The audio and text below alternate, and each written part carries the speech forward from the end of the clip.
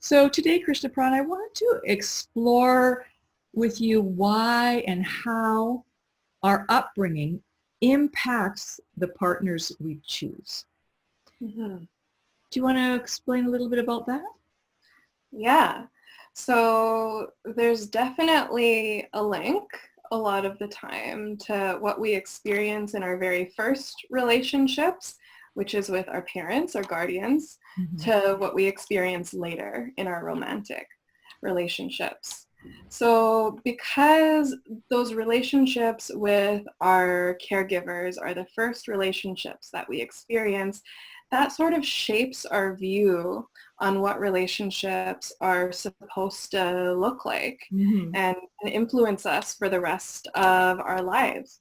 And so for those folks who experience, their needs not getting met in those relationships or neglect or abuse and everything in between, that can skew what our vision of what relationships are supposed to be and what's considered to be okay and what's not considered to be okay. So if we experienced a lot of trauma and abuse growing up, we may just look at it as normal, and we may go into abusive relationships not recognizing it.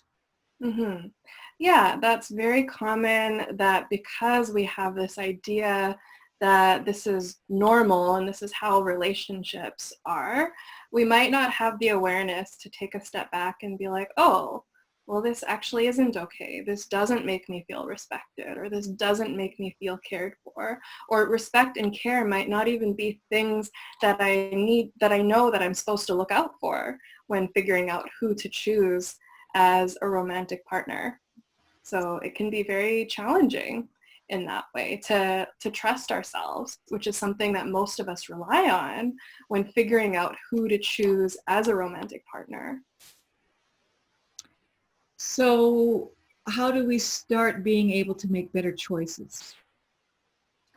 We can start to be able to make better choices by reflecting on our, relationship history of, what we learned about relationships early in life, what we've experienced in relationships, and what we want for ourselves going forward. And, if you're somebody who's experienced abuse and that skewed your view of relationships, think about it towards somebody else. What would you want for your best friend when they're considering who to choose as a partner? Or what would you want for your daughter if you're a parent, for example?